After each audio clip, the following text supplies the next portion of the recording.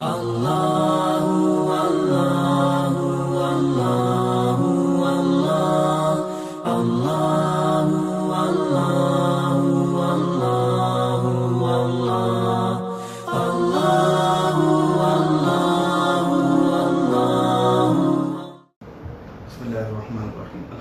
رب العالمین والعاقبۃ للمتقین والصلاۃ والسلام علی سید الانبیاء والمرسلین وعلی آلہ واصحابہ اجمعین اما بعد فاعوذ باللہ من الشیطان الرجیم بسم اللہ الرحمن الرحیم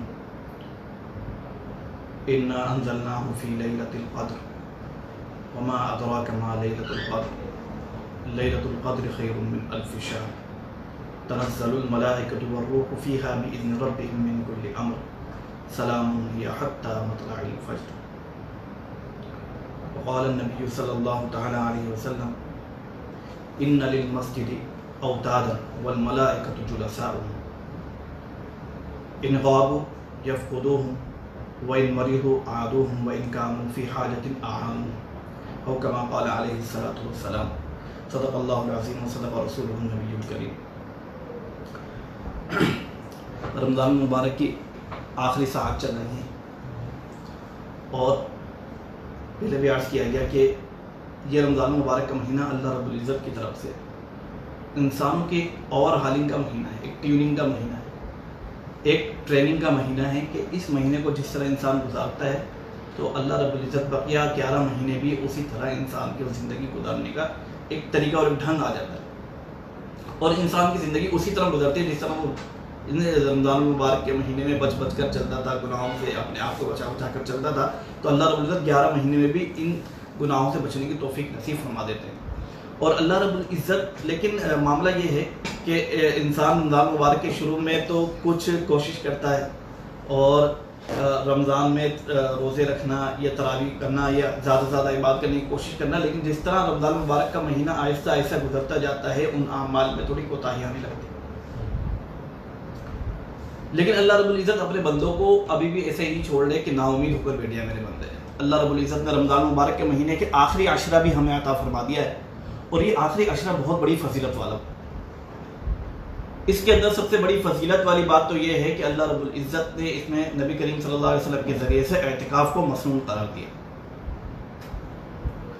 اور ایک حدیث میں آتا ہے جیسے میں نے بھی آپ کے سامنے بیان کیا کہ ان للمسجد اوتادا، کچھ لوگ ایسے ہوتے ہیں جو مسجدوں کے لیے میخ ہوتے ہیں، کیل ہوتے ہیں، یعنی جس طرح کیل کو ایک جگہ گاڑ دیا جائے تو وہ ایک ہی جگہ رہتی ہے، تو اسی طرح کچھ لوگ ایسے ہوتے ہیں جن کا مسجد کے ساتھ تعلق اس طرح ہی ہوتا ہے کہ وہ مسجد کے ساتھ جڑے ہی رہتے ہیں۔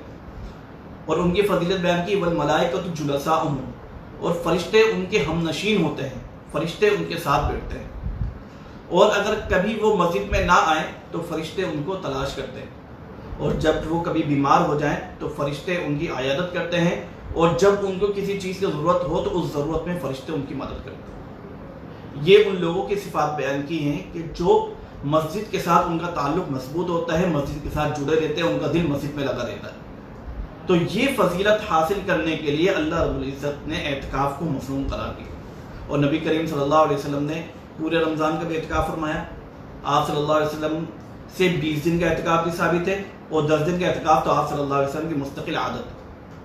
اور بسا اوقات ایسا بھی ہوا کہ ایک موقع پر نبی کریم صلی اللہ علیہ وسلم کسی وجہ سے اعتکاف نہ کر سکے تو آپ صلی اللہ علیہ وسلم نے شوال کے مہینے میں 10 دن کا اعتکاف فرمایا، اور ایک موقع پر آپ صلی اللہ علیہ وسلم سفر کی وجہ سے اعتکاف نہ کر سکے تو اگلے رمضان نبی کریم صلی اللہ علیہ وسلم نے 20 دن کا اعتکاف فرمایا تاکہ اس 10 دن کی جو قضا ہے وہ رہ جائے۔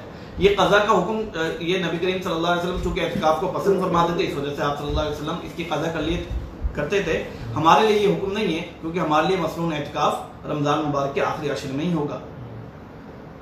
اعتکاف کے بارے میں نبی کریم صلی اللہ علیہ وسلم نے ارشاد فرمایا کہ ایک دن کا اعتکاف کی فضیلت ایسی ہے کہ جو بندہ ایک دن کا اعتکاف کرتا ہے تو اللہ رب العزت اس بندے کے درمیان اور جہنم کے درمیان 3 خندقوں کا فاصلہ فرما دیتے ہیں۔ اور یہ ایک خندق کوئی چھوٹی موٹی بات نہیں ہے، ایک خندق کا جو فاصلہ ہے، ایک خندق اور دوسری خندق کے درمیان جو فاصلہ ہے وہ زمین و آسمان کے فاصلے کے برابر ہے۔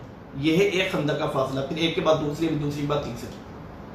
تو اللہ رب العزت انسان بندے کے درمیان اور جہنم کے درمیان اس ایک دن کے اعتکاف کی وجہ سے اللہ رب العزت 3 خطوں کو فاصلہ فرما رہے ہیں، تو 10 دن کے اعتکاف کی کیا فضیلت ہو۔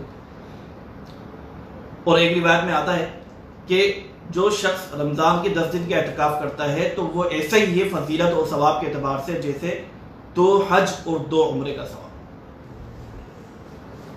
یہ اللہ رب العزت اپنے بندوں کو عطا فرما رہے ہیں، یہ مختلف بہانوں سے اللہ رب العزت اپنے بندوں کو نواز رہے ہیں کہ میرا بندہ میرے قریب آ جائے اور اس طرح وہ مسجد سے جڑے۔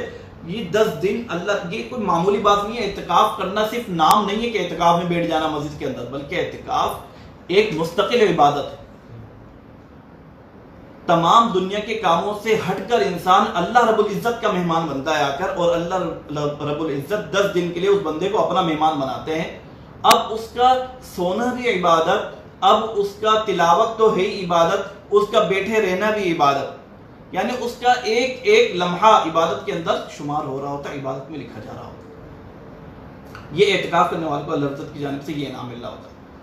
اور ایک روایت میں تو یہاں تک آتا ہے کہ اعتکاف کرنے والا گناہوں سے محفوظ رہتا ہے۔ وہ یقیناً رہتا ہے کہ جب مسجد میں ہوگا تو جو گناہ باہر رہ کے کرتا تھا وہ نہیں کر سکے گا، تو گناہوں سے محفوظ رہے گا۔ لیکن یہیں پر بس نہیں ہے اللہ رب العزت کی عطا، اللہ رب العزت کی عطا آگے بھی ہے کہ جو نیکیاں وہ کرتا تھا اس نیکیوں کا بھی ثواب اس کے لیے لکھا جاتا ہے۔ کیا مطلب کہ جو باہر رہ کر جو نیکیاں کر سکتا تھا، مطلب کوئی مریض ہو گیا اس کی عیادت کرنے کے لیے جانا، کسی کے جنازے میں شریک ہونا، کسی غریب کی امداد اور تعاون کرنا، یا کسی میت کو غسل دینا، یہ جتنے بھی عبادت اور نیکی کے کام ہیں جو یہ باہر رہ کر سکتا تھا، لیکن اعتکاف کی وجہ سے وہ ان نیکیوں کو کر نہیں پا رہا، تو اللہ رب العزت ان نہ کی ہوئی نیکیوں سے بھی محروم نہیں کریں گے، بلکہ اس کا ثواب بھی اعتکاف کرنے والوں کو عطا فرماتے ہیں۔ یہ اللہ رب العزت کی طرف سے جو ہے اعتکاف کرنے والوں کو انعام ہے۔ اور اعتکاف کا جو اصل مقصد ہے وہ ہے لیلۃ القدر کی تلاش، شب قدر کی تلاش۔ اور شب قدر بھی یہ کوئی معمولی نہیں ہے۔ اب اعتکاف کرنے والا، اب جو اعتکاف نہیں کرتا تو وہ کسی رات میں عبادت کرے گا، کسی میں نہیں کرے گا، کچھ سستی ہوگی تو عبادت سے محروم رہ جائے گا۔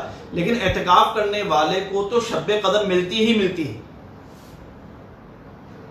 جو طاق راتیں ہیں ان میں وہ عبادت کرے یا نہ کرے، تو چونکہ اس کا سونا بھی عبادت ہے تو پھر بھی اس کو شب قدر میں عبادت کا ثواب ملے گا، اور اس کو شب قدر کی توفیق حاصل ہو جائے گی۔ شب قدر کوئی معمولی چیز نہیں ہے۔ شب قدر کے بارے میں فرمایا کہ خیر من الف شہر، 1000 مہینے سے بھی بہتر ہے، یعنی 83 سال 4 ماہ کی عبادت سے بھی افضل ہے۔ اور وہ کتنی زیادہ افضل ہے، اور یعنی خیر من الف شہر، یہ نہیں کہا کہ 1000 مہینوں کے برابر نہیں، بلکہ اس سے بھی بہتر فرمایا۔ اب وہ کتنا بہتر ہے یہ اللہ رب جانتے ہیں کہ اس کی فضیلت کتنی ہے۔ اور شب قدر کے بارے میں آتا ہے کہ فرشتے یعنی حضرت جبرائیل علیہ السلام اپنے ایک فرشتوں کے لشکر کے ساتھ اترتے ہیں، اور ایک سبز جھنڈا لے کر اترتے ہیں، اور خانہ کعبہ کے اوپر اس جھنڈے کو نصب کر دیا جاتا ہے، اور پھر پوری دنیا کے اندر وہ پھیل جاتے ہیں۔ اور ان کے 100 بازو ہیں حضرت جبرائیل علیہ السلام کے، ان میں سے صرف 2 بازو کو وہ اس رات میں کھولتے ہیں، جس کو مشرق و مغرب اس کو ڈھانپ لیتے ہیں۔ اور فرشتے ہر اس شخص کو سلام کرتے ہیں جو عبادت کر رہا ہوتا ہے، جو کھڑے ہو کر، جو بیٹھ کر عبادت کر رہا ہوتا ہے، جو ذکر و تلاوت میں مشغول ہوتا ہے۔ فرشتے ان کو سلام کرتے ہیں، ان کے ساتھ مصافحہ کرتے ہیں، اور ان کی دعاؤں پر آمین کہتے ہیں۔ یہ کوئی معمولی بات نہیں ہے۔ فرشتوں کا آمین کہنا، بندہ دعا کرے، اور وہ لوگ اللہ رب العزت کے وہ مقرب فرشتے کہ جو نہ کسی گناہ میں کبھی مبتلا ہو سکتے ہیں، نہ ان کے دل میں کوئی گناہ کا خیال آ سکتا ہے، وہ فرشتے ان بندوں کی، میری اور آپ کی دعاؤں پر آمین کہتے ہیں۔ یہ اللہ کی طرف سے آتا نہیں ہے تو کیا ہے۔ اور ایک حدیث میں نبی کریم صلی اللہ علیہ وسلم نے ارشاد فرمایا کہ من قام لیلۃ القدر ایمانا و احتسابا غفر له ما تقدم من ذنبه، کہ جو شخص لیلۃ القدر کی رات میں کھڑا ہو کر عبادت کرتا ہے، یعنی نماز پڑھتا ہے یا ذکر و تلاوت کرتا ہے، کوئی عبادت کرتا ہے، تو اور ایمان اور ثواب کی نیت سے، یعنی کسی کو ریا دکھلاوا مقصود نہ ہو، محض اللہ رب العزت کی رضا کی خاطر اور دل کے اخلاص کے ساتھ جب وہ عبادت کرتا ہے، تو اللہ رب العزت اس کے پچھلے تمام گناہوں کو معاف فرما دے، تمام گناہ اس کے پچھلے معاف فرما دے۔ اور انشاءاللہ تعالیٰ یہ جو تمام گناہ معاف ہوتے ہیں، یہ صغیرہ گناہ ہوتے ہیں، اور اللہ رب العزت اگر چاہیں گے تو انشاءاللہ تعالیٰ کبیرہ گناہوں سے معافی کی توفیق بھی نصیب فرما دیں۔ اور ایک حدیث میں نبی کریم صلی اللہ علیہ وسلم نے ارشاد فرمایا کہ صحابہ کرام کو مخاطب کر کے ارشاد فرمایا کہ رمضان مبارک کا مہینہ آنے والا ہے جس میں ایک رات ہے جو 1000 مہینوں سے افضل ہے. جو شخص اس رات میں محروم رہ گیا وہ تمام بھلائیوں سے محروم رہ گیا. جو شب قدر سے محروم رہ گیا وہ تمام بھلائیوں سے محروم رہ گیا. اور اس بھلائی سے وہی شخص محروم رہ سکتا ہے جو حقیقتاً محروم ہو. یعنی جس کے نصیب میں ہی محرومی لکھی ہو وہی شخص اس لیلۃ القدر، اس شب قدر کی فضیلت سے اور اس کی جو ہے فضائل سے محروم رہ سکتا ہے جو حقیقتاً جو شخص محروم ہے، ورنہ اللہ کس کو محروم نہیں رکھنا چاہتا. یہ اللہ عزت کی طرف سے شب قدر کا معاملہ ہوتا ہے. اور اس شب قدر میں اللہ رب العزت کی طرف سے معافی کا اعلان ہوتا ہے. جب فرشتے صبح شادی کے وقت جب جا رہے ہوتے ہیں تو فرشتے حضرت جبرائیل علیہ السلام سے پوچھتے ہیں کہ اللہ تعالیٰ نے اپنے مومنین بندوں کے ساتھ کیا انعام فرمایا، کیا ان کو صلہ دیا، کیا ان کو جزا دی، کیا بدلہ دیا. حضرت جبرائیل علیہ السلام فرماتے ہیں کہ اللہ رب العزت نے اپنے بندوں پر نظر رحمت فرمائی اور ان کو معاف فرما دیا اور ان کی مغفرت فرما دی سوائے 4 افراد کے. 4 شخص ایسے ہیں کہ جن کی اس رات میں بھی مغفرت نہیں ہوتی، اس رات میں بھی اللہ رب العزت ان کو معاف نہیں فرماتا. اور وہ 4 شخص کون ہیں؟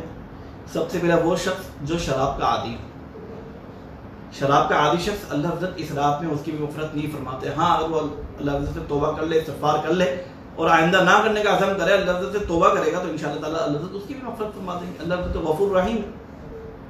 دوسرا والدین کا نافرمان. جو شخص والدین کا نافرمان ہو اللہ عزت اس رات میں اس کی بھی مغفرت نہیں فرماتا. یہ بہت بڑی دکھ کی بات ہے کہ انسان اپنے والدین کا نافرمان ہو، جن کی بارے میں شرک کے بعد جو سب سے بڑا گناہ قرار دیا ہے وہ اللہ عزت نے کیا والدین کے ساتھ نافرمانی کو سب سے بڑا گناہ قرار دیا شرک کے بعد. اور تیسرا وہ شخص جو رشتہ داروں سے قطع تعلق کرتا ہو، کسی ناجائز بات پر، کسی غلط بات پر کسی رشتہ دار سے قطع تعلق کر لینا، ایسے شخص کی بھی اس رات میں اللہ عزت مغفرت نہیں فرماتا. اور چوتھا وہ شخص کہ جو کسی کے بارے میں اپنے دل کے اندر حسد رکھتا ہو، کینہ رکھتا ہو، دشمنی رکھتا ہو، بغض رکھتا ہو، ایسے شخص کی بھی اللہ اس رات میں مغفرت نہیں فرماتا. اللہ ہم سب کو ایسے محفوظ رکھے. تو ایسے 4 افراد ہیں کہ جن کی اس رات، اس فضیلت والی رات کے اندر بھی مغفرت نہیں ہوتی. ان 4 افراد کے علاوہ اور مشرکین کے علاوہ اللہ رب العزت اس رات پہ ہر شخص کی مغفرت کا اعلان فرما دیتا.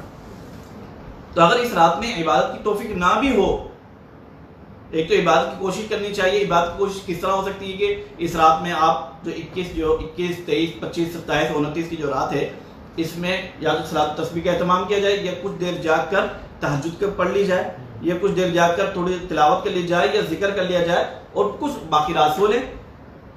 اگر آپ 4 رکعات بھی پڑھ لیں گے تو وہ اس رات کی عبادت میں شمار ہو جائے گا انشاءاللہ تعالی، اور اس رات کی فضیلت ہمیں حاصل ہو جائے گی. 83 سال 4 ماہ سے بھی زیادہ عبادت کا ثواب ملے گا. کوئی کر سکتا ہے؟ یہ اللہ عزت کی طرف سے انعام ہے بندوں کے لیے. یہ آخری عشرہ بہت ہی اہمیت کا حامل ہے ہمارے لیے.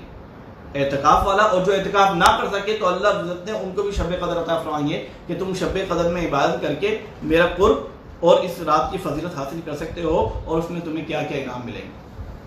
فرشتے ہماری دعاؤں پر آمین کہیں گے، فرشتے ہم سے مصافحہ کریں گے. تو یہ اللہ عزت اس بندہ محروم لینا چاہ رہا ہے، ورنہ اللہ رب العزت اپنے بندوں کو محروم نہیں کر رہے. یہ جس طرح وقت آہستہ آہستہ گزرتا جا رہا ہے، یہ لمحہ گزرتا جا رہا ہے، ہم یہ روزہ ہم سوچتے ہیں کہ ہم گزار دیں، ہم روزہ نہیں گزار رہے بلکہ وقت ہمیں گزار رہا ہے. یہ لمحات اور یہ گھڑیاں یہ دوبارہ نصیب ہو یا نہ ہو، اگلے سال اس رمضان مبارک تک ہماری زندگی رہے یا نہ رہے، اس آج کے وقت کو، اس وقت کو ہم غنیمت جانیں.